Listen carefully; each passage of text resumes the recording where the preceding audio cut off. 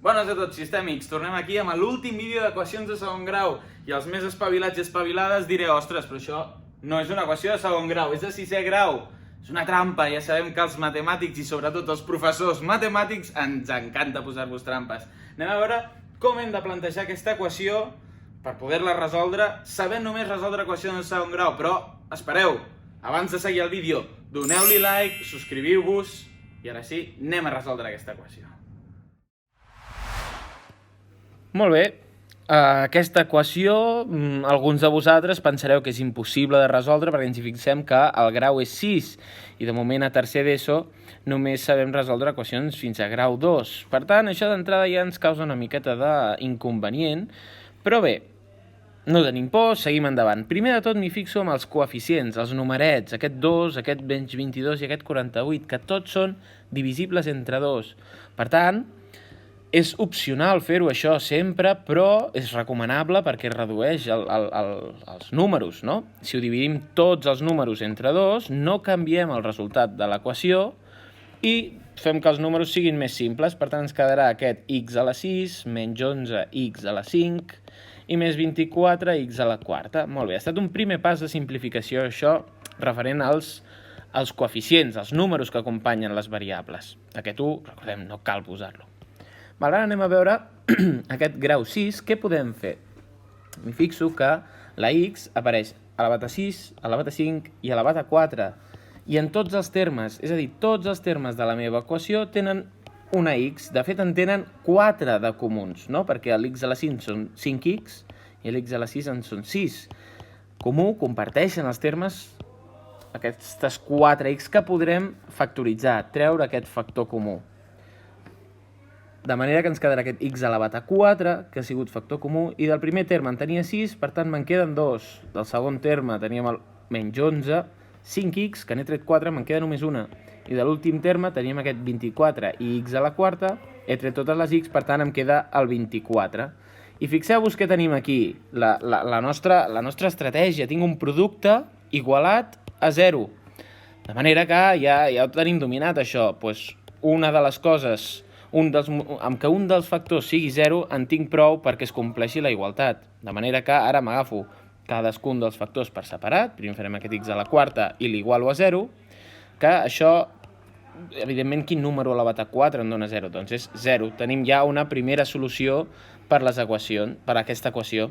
Després m'agafo el següent factor, aquest x al quadrat menys 11x més 24, que serà una equació de segon grau completa, i tenim dues maneres de resoldre'l, si voleu. Podem plantejar-nos la fórmula general, sempre vàlida, o podem fer servir les propietats de les solucions, sabent que si les sumem, és a dir, la solució 1 més la solució 2 d'aquesta equació serà menys b dividit entre a, i si multiplico les dues solucions serà c dividit entre a. Això em deixa que menys b dividit entre a, en aquest cas serà menys 11 entre 1 dona 11, per tant la suma de les solucions ha de ser 11 i el seu producte ha de ser 24 dividit entre 1, evidentment 24, d'acord? Quins números ho compleixen això? Tinc poques possibilitats, sempre comencem pel producte, el 24 doncs serà, per exemple, el 8 per 3, pot ser, també podria ser el 6 per 4, tenim diverses opcions. Si ens fixem en el 8 per 3, per anar provant, ja sabem que aquesta manera de resoldre és una miqueta anar provant, per tant haurem de començar per alguna. Comencem pel 8 per 3 i m'hi fixo que 8 més 3 també compleixen això, també compleixen aquesta regla que era l'11 i el 24. Fixeu-vos també que els casos que hem de provar, com que el producte és positiu, les dues solucions han de tenir el mateix signe, per tant provarem 8 i 3, 6 i 4, menys 8 menys 3, menys 6 menys 4. Però me n'adono que, malgrat aquestes 4 opcions compleixen la propietat del producte, la de la suma només la compleixen el 8 i el 3. De manera que les solucions de l'equació seran x igual a 8 i x igual a 3. Recordem, si aquest mètode no ens acaba de convèncer, no ens acaba de sortir bé, l'equació general sempre és vàlida. Llavors, Tenim aquestes dues solucions afegides a la solució que havíem trobat d'aquest x a la quarta igual a 0, hem trobat que l'equació que teníem al principi tindrà 3 solucions. Això no ens ha d'estranyar, és de grau 6, per tant, com a molt podria tenir 6 solucions aquesta equació. És un cas més reduït on només hem trobat 3 solucions. Les 3 igual de correctes, igual de vàlides i han de sortir per poder dir que hem resolt l'equació de forma correcta.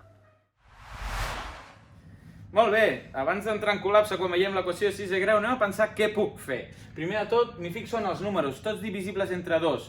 Puc fer-ho, puc dividir tots els coeficients entre 2 perquè aquí tinc un 0. Molt bé, se m'ha simplificat una mica l'equació. Següent pas, què puc fer ara? M'hi fixo que les x comparteixen un factor comú, que és aquest x a la quarta, que puc factoritzar, puc treure a fora, i això em permet d'una altra vegada aplicar aquesta tècnica que ja en vídeos anteriors hem vist, que és producte igualat a 0, i em dona dues opcions. O el primer número és 0, o el segon número és 0. Que x a la quarta sigui 0, m'hi fixo que només té una possibilitat, és que la x valgui 0. Per l'altra equació, doncs ja tinc una equació de segon grau completa, que en aquest cas la resolem per suma i producte de les solucions. Mireu vídeos anteriors que ho tenim explicat, i me n'adono que aquí trobo ràpidament les dues solucions, x igual a 8 i x igual a 3. Podríem haver-ho fet fórmula general, però aquest mètode, si les solucions són enteres, és força més ràpid, força més intuïtiu i us estalviarà temps. Ja heu vist, equació de 6è grau, però en realitat era una de segon grau emmascarada. Cap problema. I recordeu, siempre hipotenusas, nunca catetos.